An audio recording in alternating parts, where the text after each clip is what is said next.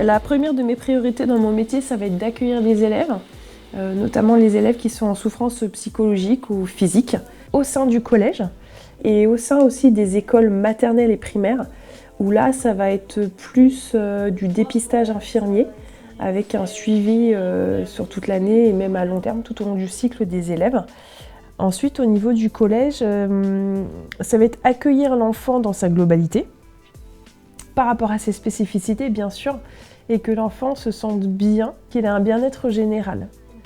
Ça, c'est pour eux lorsqu'ils se présentent à moi, mais par contre, je peux faire aussi des interventions, notamment de la prévention de l'éducation au sein des classes, où là, il y a effectivement des groupes d'élèves, et les thématiques sont soit demandées par le ministère, soit c'est moi qui choisis de les mettre en place par rapport à une problématique observée au sein d'une classe, au sein d'un groupe, au sein du collège.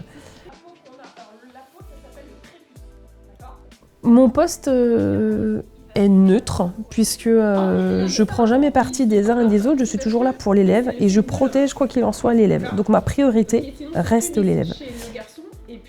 Et pour ça, il faut une cohésion d'équipe.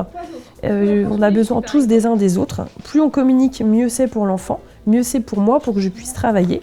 Donc je dirais que l'idéal, c'est de pouvoir s'intégrer au sein de toutes les disciplines proposées.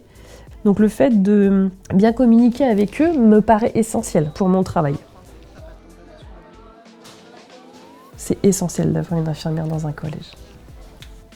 Essentiel parce que l'infirmière, comme je l'ai dit tout à l'heure, on est neutre, c'est-à-dire qu'on n'est pas l'autorité, on n'est pas l'aspect pédagogique avec le professeur, on n'est pas la hiérarchie, on est juste présent pour eux. On est à leur écoute. On est présente ou présent. C'est un sas de libération de la parole. C'est un sas de libération des mots, M-O-T-S, et des mots M-A-U-X. C'est comme une bulle de bien-être. Et ça, j'y tiens pour eux.